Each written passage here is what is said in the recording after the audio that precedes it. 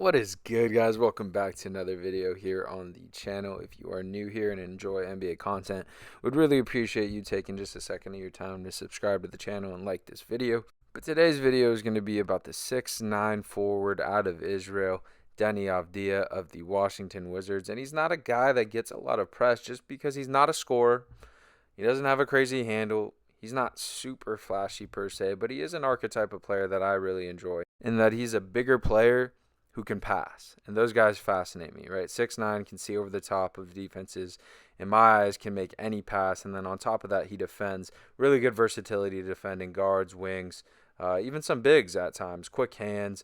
And he's just a guy that I think players are really going to enjoy and do enjoy playing with, because if you are in open space, he gets the ball to you. He's very unselfish, great team player, and we finally got him unleashed a little bit towards the end of the season. He's been on the Washington Wizards his whole career, which are not they haven't been a good team, but they've been at least a team trying to win basketball games, right? So he hasn't had the full-on freedom that a lot of younger players from his draft class and other draft classes have had to be themselves and make mistakes. And I think we got a real glimpse for the last, 10 to 15 games last year at what he can be. And the Wizards were just taken over by Michael Winger, a new GM, and he's hinted at kind of blowing this thing up and rebuilding. So I think there's a shot that Deni is fully unleashed next year. Kyle Kuzma's a free agent. Bradley Beal's obviously in talks every single year to be traded, and we'll see. But ultimately, I do think the Wizards have a good winning piece in Deni Avdija. Again, in an unselfish player who can put pressure on the rim, great in transition, great defender, great passer. But let's take a look at why we like Deni Avdija and get into some of these clips. Okay, so the passing, that's where we got to start. It's my favorite aspect of his game. He's just a really high IQ basketball player. He's always understanding of where people are on the floor, always going to make the right pass, quick processing, and so that honestly leads to sometimes a lot of boring plays. But these are the guys you need if you want to play consistent winning basketball, guys that aren't thinking about themselves, guys that don't overcomplicate things. If someone's open, they make the pass. If they've gotten downhill and attracted help, they know where the open guy is going to be, and they get it there in a timely fashion. And I'll provide a quick example of the processing speed. But against this Miami zone, look how quickly he identifies that Kuz is in open space. He doesn't catch it, hold, pump fake. And this is what I mean about boring plays. Like, is this a boring highlight? Yes. But it illustrates his IQ and why guys want to play with him. And he's just a very versatile passer as well, graded out in the 95th percentile in basketball indexes. Passing versatility metric, which looks at all different sort of assist types and play types and how guys get their assists and where on the court. It's not like it's just on dump offs or just transition or just kicking out to three-point shooters. He's very, very good as a passer from all sorts of different spots on the floor. And I think the size is a really big part of that, right? He's able to see over the top of defenses, make certain passes that guys that are just shorter can't make. We've also talked about how he hasn't been fully unleashed yet in terms of a half-court on-ball creator outside of last year in the last 10 to 12 games. So where he's had to make a lot of his money is in transition, and that he has done. He's very effective in transition, and we'll get to it a little bit more in the scoring aspect of things, but he doesn't have this crazy point guard like handle with a deep bag and a bunch of moves, but he has a functional handle, and he can at 6'9" get downhill very effectively. We're not going to highlight it because it's, I don't think, super relevant, but he's also a great rebounder. So you'll see in a lot of these clips, he gets the board and he just goes. And you wouldn't think it because he's 6'9", not super athletic, but once he gets a full head of steam, he's actually very fast, does a good job of drawing that last line of defense and making that pass to whoever's open, cutting, or at the rim. All right, it kind of goes hand in hand with transition, but he's a great outlet passer, and we talked about it, great rebounder. So a lot of times he gets these boards, he looks up, he has someone, and he is great at finding these guys. And they're not always easy passes like this one. Like, you'll take this next clip, for example, gets it, boom, right over the top, perfectly placed into Kristaps' basket, right over Pat Connaughton's head, right here. Boom. Leads DeLon Wright perfectly in stride so Gary Harris can't catch up. On this one, he puts it right over Quentin Grimes so Kyle can catch it in a spot and still go up. And then look where he makes this pass from. Literally 2 feet in the opposing team's paint, full court, in stride. That's not just great pass-making ability. That's also just high IQ and being heads up as a basketball player. Who doesn't want to play with that? I also really enjoy watching Deni get into the teeth of defenses, draw the help at the rim, and then make the right play. I just think his combination of size, processing speed, and IQ make him really lethal once he's in these spots. And that's sort of been his role for a lot of his career, is being that secondary creator off the attention that, a Kuz or Beal or KP provide. But I think he's showcased exactly what he's needed to in these situations to be rewarded with more. Look how quick he's processing this. Catches, Royce helps, drop off to KP. Like, if he doesn't process that in a half a second, the pass is gone. Here he is on a good on-ball defender. Patrick Williams draws DeMar, drop off for Kispert. And then here I want you to notice how little time there is between when he catches the ball, when the help comes, and when he finds Taj Gibson. All right, here he grabs the offensive board, draws Vooch at the rim. Tiniest of windows, slips it in there, gets Anthony Gill a good look. All right, he's going to catch the ball in no man's land here, and I want us to focus on the placement of this pass, because when he makes this, it's not necessarily even open unless he puts it in this spot. He puts it in the perfect spot so Kuz can just go straight up. More of the same, downhill drive, draw the help from Vooch, drop off to Gill. Good look. He's also really fun to watch as a lob passer, and the Wizards don't have too many lob threats outside of Daniel Gafford. But as you can guess, he had great chemistry with Daniel Gafford on these lobs. Again, the size just really plays into the ability to make a lot of these passes because he's just so big and can see over guys. And so the release point is just a lot higher than smaller guards. Like, look at this pass. I know it's from last year, but a guard is going to have trouble making that pass, but he can see over the top. This is one of my favorite oops. Just shows the timing and the passing ability. This is when he decides to make this pass. Kyle Kuzma is at the top of the three-point line. Perfect pass. All right, before we move on, let's get to some of my favorite Deni passes from the year. So right here, snake the pick and roll, keep Killian on his back, remain patient, find the cutting Beal. All right, this is by far my favorite pass of the year. Grab the board, push in transition like he does.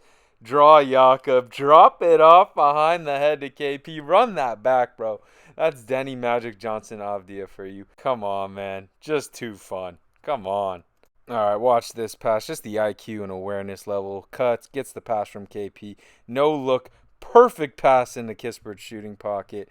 And then again, the IQ and processing speed. Catches it immediately out to Kispert, the shooter. Deni has a ton of potential as a passer. All right, now let's get to the scoring. And to be completely honest, Deni at this point in time is not a, quote, scorer. And I'm not sure he'll ever be a scorer, just in terms of it's not the number one thing that he does. But there's a lot of stuff there. There's a lot of stuff there that we've got to get to. I think the first thing is he has great strength. So when it comes to getting downhill and finishing at the rim, yes, he doesn't have this crazy handle that's going to put you off balance consistently and lead to driving lanes. But his strength is his biggest weapon. And you'll see in a lot of these clips, right? He'll get downhill, get just a step on a guy, put his shoulder into you, use that to create leverage and an angle, and then go up and have a decent look and use his touch. Watch Malachi go flying here. Boom! He's in the stands and he gets the and one call. This is Pascal Siakam, a really good defender. Bump, get off me, gets to his spot, floated over the top. Look at Joe Ingles. Look at how much he gets moved right here. Bump, Joe goes flying, finish over Giannis. This is Aaron Gordon, one of the best defenders in the league. Bump, step through, finish. This is one of my favorites. OG Anunoby, one of, if not the best wing defender in the league. Gets him off balance with a little in and out. And look at the body to create the space. Completely sends OG out of the picture. Here's Jalen Smith, a center, getting absolutely bodied by Deni. Bump, create an angle, layup. Okay, I know Brunson's trying to draw a foul here, but still, watch him go flying. Bump, and one. And it's not a charge because he's not extending his arm. It's just a little shoulder bump or side body bump. Then he is strong. Miles McBride, just too small, bumps him off. Jericho hanging all over him, and one. All right, I know I said he doesn't have a crazy handle, and he doesn't, but he does do some things sometimes that make you think, like, okay, Deni, I see you. He has some wiggle at times. So let's look at some of these. Here he is cross-matched with Pascal in semi-transition. Again, a good defender. Hit him with a baby in and out to a right-to-left cross. Ooh, like that's encouraging. All right, here he's matched up with AG. Again, an elite defender. And if he does have a move, it's his in and out. In and out to create the space, blow by Aaron Gordon, go yam on him at the rim. Okay, I want us to notice where the defense is loaded up once he catches this pass from KP. You have Jamal Murray in the gap. You have Aaron Gordon right here. You have Nikola Jokic at the rim. And I know this is late in the regular season and defense isn't exactly a priority for some of these guys, but there shouldn't be anything there. A little in and out on AG to create the angle. Bucket. We'll close with a nasty behind the back in transition. Like, damn, bro. Like, that's nice. All right, we got to talk about the shooting because that is obviously the swing aspect for his game. If he develops a reliable jumper, man, I mean, that opens everything up. It opens up driving lanes. It just does wonders for his ceiling as a basketball player as a whole. But again, to this point, 31% his rookie year, 31% his second year, 30% last year, basically on the same amount of volume.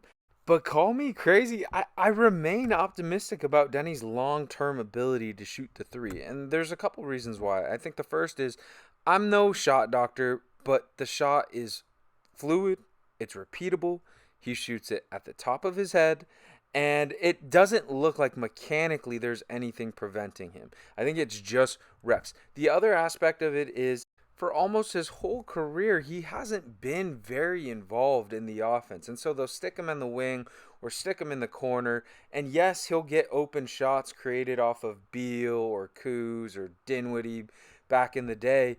But there's a lot more pressure on him because you're not touching the ball for 2, 3, 4 possessions. And then suddenly you get the ball and it's like, oh, I need to make this. And especially as a young player, I think it puts a lot of pressure on you mentally where you have to make every single shot. Well, last 8 games of the season last year were different, right? Beal was out, Kuz was out, and I know it's a very small sample size. 8 games, but he shot 37.5%, and that is with one of those games going 0 for 6. And I think there's just a different flow, a different rhythm, a different confidence to Deni when he's more involved offensively.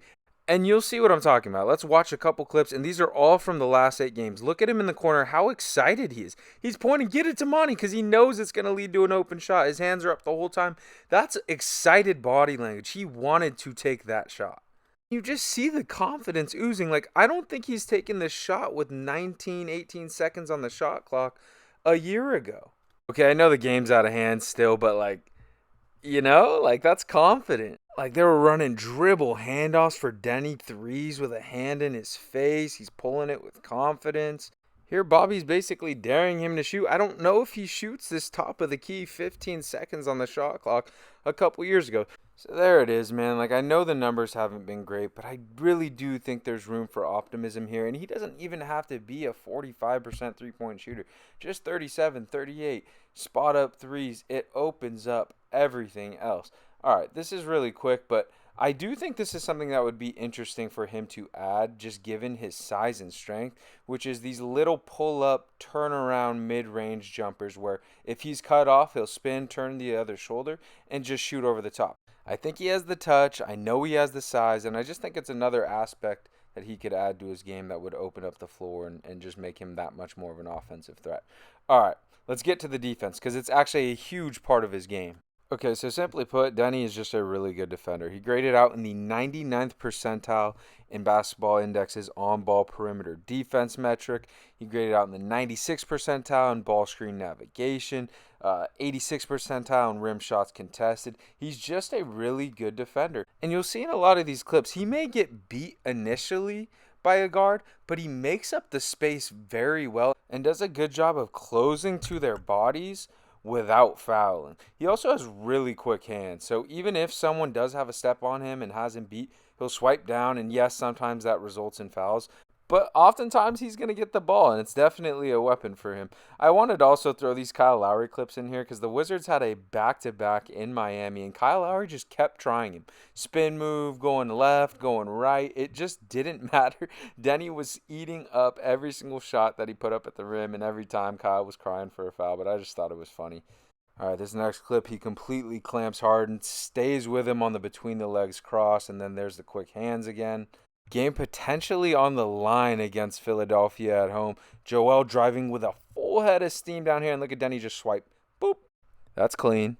More quick hands on the most improved player, Lauri Markkanen. Great swipe down. Here Shea has a beat a little bit. The help does help from Monty there, but sends that shot away. And here are a couple clips of him defending Giannis Antetokounmpo. Right, it's not just on-ball perimeter defense. He is strong. Look at him hold up against Giannis, who is stronger than almost anyone he goes against. He doesn't really get moved. Watch this next clip. Takes the bump, doesn't really get moved, forces the travel from Giannis. There's just a lot to love from Deni on the defensive end, but that'll do it, guys. I hope you enjoyed. I really do think Deni is going to be a good player in this league, and I don't think that growth is always perfectly linear, and it's different with different players. It's tough to say what next year looks like because, again, a lot of it depends on what the Wizards do with their personnel and what the decisions are from the front office. Wingers hinted at a rebuild. I don't know if it comes immediately next year, but it's really hard to predict his stat line and what it'll look like given that we don't know what the roster will be. But I think if he has the freedom to just be himself and be truly the Deni Avdija that I think he envisions himself being, I think you're looking at a guy who in the future averages 14 to 15 a game, 7 to 9 rebounds a game, 3 to 4 assists, maybe even 5 assists a game with great defense and just a winning player with a winning mentality. And I hope we get the chance to see that Deni in the semi-near future. But appreciate you guys being here, and I hope you enjoyed. I'll see you guys on the next video.